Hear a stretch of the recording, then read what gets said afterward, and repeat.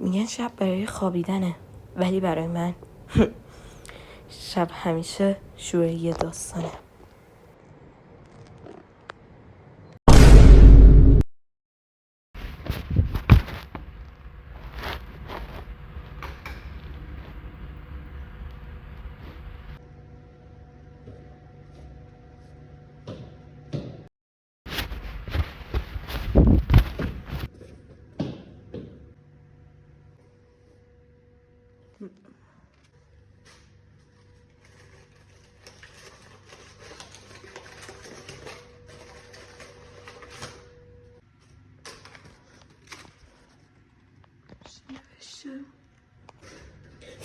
وایسا اونو نخون.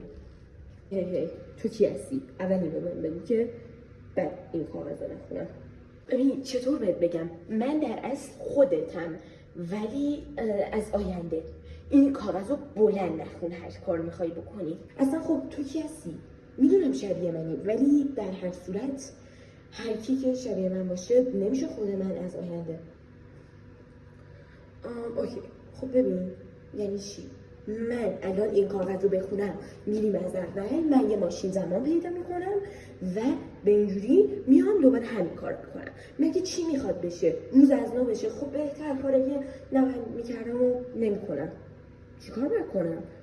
ببین انعکاس ما یعنی من و تو، یعنی یکی ما، یعنی ما داره همینجوری تو زمان میگذره. اگه اون کاغذ رو بخونی این چرخه تا ابد ادامه داره و دیگه هیچ جوره نمیشه متوقفش کرد. پس لطفا این کارو نکن. اوکی خب پس من این کارو نمیکنم. ولی از کجا مطمئن باشم؟ وقت زیادی ندارم، فقط در همین حد بدون که این کاغذ رو نخون. این کاغذ رو اگه بلند بخونم واقعا میبینی از اول.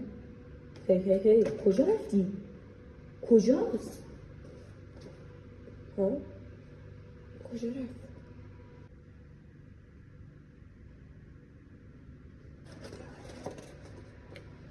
من اینو نباید بخونم. ببین باید چی کار کنم؟